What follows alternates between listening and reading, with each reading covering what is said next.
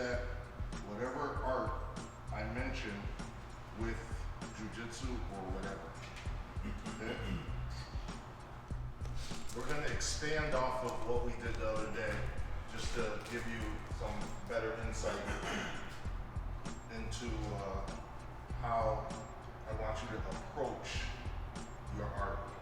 Whatever you do with your art, whether it be sport, self-protection, whatever your context of training is, I just want you to understand some inner workings of it, right? So, when a karate practitioner says karate isn't a complete fighting system, it's simply an admission from those that believe this, that they aren't truly exploring their respective arts lessons and have no imagination. It truly isn't a matter of whether the art of karate is a complete system. It's a matter of the respective practitioner seeking to understand how to truly use the lessons inherent within karate's curriculum in a more complete manner. The only limitation we have is our own imagination. So, I said karate, but we could apply this to Karate-Jutsu, judo, karate, Brazilian jiu-jitsu, whatever, right? So, we're going to explore something that will benefit you, benefit everybody. He's a huge man. Do we recognize that? Insane, right?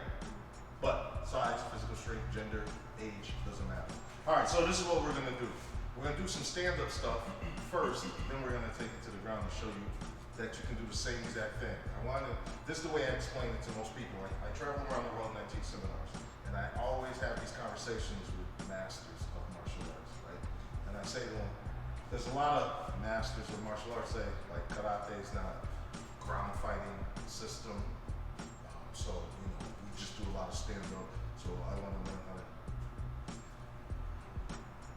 When you learned how to write, uppercase, lowercase, lowercase in elementary school, depending on your age, you either had yellow lined paper or gray lined paper, depending on your age. You did uppercase, lowercase, right-handed, left-handed, whatever you were, right? And you successfully learned how to form these letters and numbers, right? Since then, in your advanced age or years, you've probably knelt while you were writing something, laid down while you were writing something, right? Laid on your back while you were writing something. If we apply the rules of writing the way most people apply their art, every time you want to write something, you'd sit at a desk. Does that make sense? So, what I'm telling you is just because you learn something on the ground doesn't mean it only applies to that. Just because you learn something standing up doesn't mean it only applies to that arena. Make sense? So, we're going to take the same technique that we did on the ground, we're going to do it standing. We're going to do it standing first, then we're going to do it on the ground, which will be revisiting it for you, new to her. Sound good? All right, so this is what happens. 1 out of every 10 people is left-handed, which means the majority of attackers are going to come right-handed. Is that? All right. Here's the thing. I'm standing here. I'm in front of this guy. He's like, yo, give me your money or whatever issue he has. So I put my hands up, fingertips higher than my forehead. When I'm standing in front of somebody like this, hands higher than my forehead, and fingertips higher than my forehead, and giving them a channel to my face, what do you think they're going to do when they try to hit me? How? Straight down. If I'm standing there in front of this person with my hands in front of my face like this, fingertips higher than my forehead, how do you think they're going to get to my face? They're going to go around my hands. People are lazy. They take the path of least resistance. I know that, so I dictate what they do. I control the fight. It's a concept we call seikyo. Seikyo means means to keep superior situations against the attacking movements of my opponent in order to control/beat the opponent.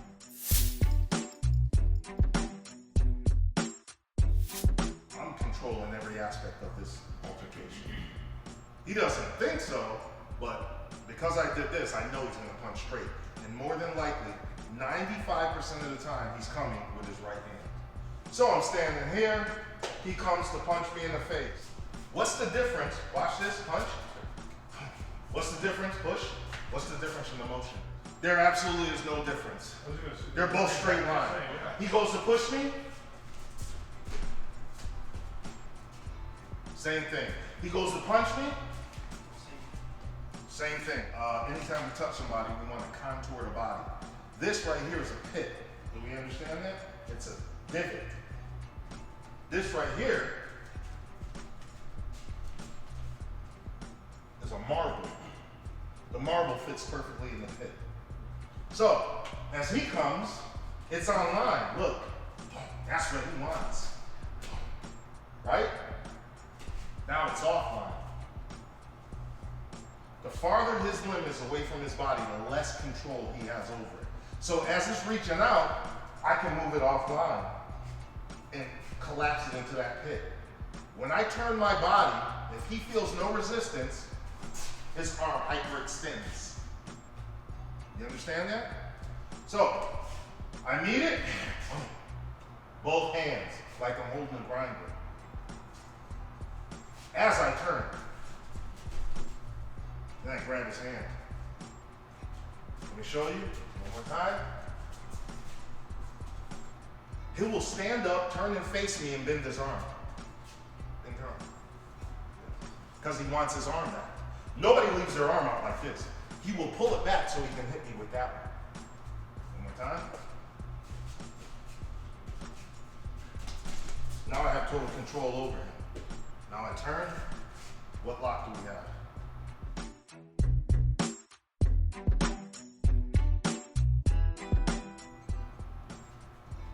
On the ground, we call it the invisible wall. Right? Fight's over. With the first move, his arm breaks if I decide to break it. I'm just putting enough pressure to off-balance him to grab his hand. Now he bends it. He put it in a detrimental position. I take his pinky to his nose. Then I bow, put my thumb in his hand, transition it, close my hand, and now his forearm wants to break as I spin. Did? If he doesn't move back, his forearm will break. If he tries to hit me with his other hand, he'll break his own arm, turning towards me. All I do is put it against my chest. Okay?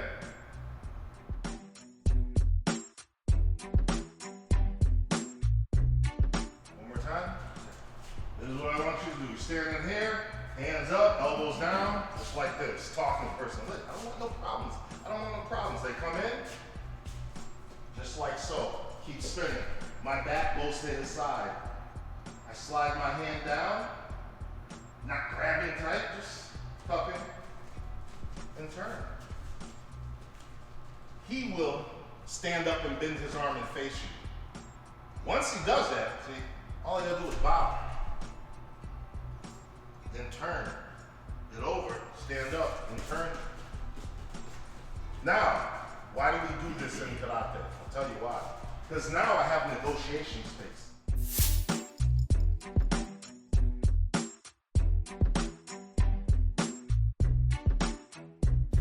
Now I can talk to this guy and be like, calm down. He can try to hit me, but it'll break his own arm. And if he continues to, if you let me go, I'm gonna kill you. Can he stop me from breaking his ribs right now? No. Absolutely not. So what I would do here is step away, bring up, and break his ribs. I give him the opportunity to back away. He decides not to. I step away and break his ribs, and he can't stop me. It's an uncontested side kick to his ribs, if that's the technique I choose to use after. The first action you execute should have the ability and the probability of neutralizing the opponent's ability to continue to fight. Let me show you the majority of the martial arts world's interpretation of what they would do. He throws a punch. Did I stop his ability to fight? No. I blocked the punch, never blocked the punch. Block their ability to punch by taking the gift that they give me. He tries to punch me, I got the gift. He can't punch me again. He can't try. You just understand? You probably. There you go. There you go. Now I have uncontested access to his body, to his leg, to his face.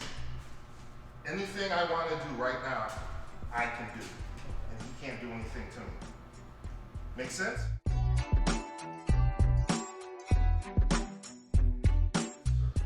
How does that apply to the ground? I'll answer that question now. He's laying down. He has me in his guard. We want to break his guard, right? You don't have to. He's attached to you. He's going to try to disrupt your posture by pulling you down here with your hands on the mat. That's his mission. He will probably grab you one way or the other, right? He grabs me here, right? Thumbs on top. All I'm going to do is come like so. And it's the same lock that I did, the second lock standing. Thumb on the bottom, just like so. All I'm going to do is come over, first lock, second lock. Fight is over. There's nothing you can do to get out of this. As soon as he touches me, thumbs down. As soon as he touches me, I put my elbow in his chin. Boom. Gives me the first slot. Simultaneously, elbow, yes. chin, you're grabbing the hand. As soon as he touches, I come here. This hand, me putting my elbow in his chin, feeds this hand. Right. Then I reach underneath. Fight is over. Okay. Same lock I had standing. Right.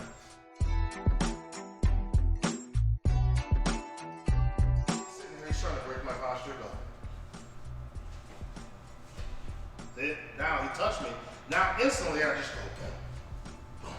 See it? And I'm right there. Now he got to fight out of this. He's going to release his guard. He's going to be doing things and pull him back. And you can use two hands. Once I'm here, I can grab it like I'm shaking it and do it. You know what I'm saying? Two hands? Yeah, you can come in here like this. I have it. There's nothing he can do. The only way he can relieve this is if he can melt into the ground. Something you learn standing, you can apply on the ground. You just got to understand the dynamic. Make sense?